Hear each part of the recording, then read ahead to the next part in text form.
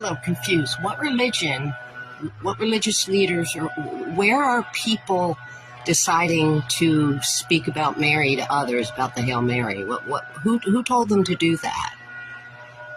Like, is there a religion out there teaching people that? I know that, religions, I don't have a religion anymore. I just have Jesus. That's how I know I'm okay when I pray the Hail Mary, okay? Because that's how I know.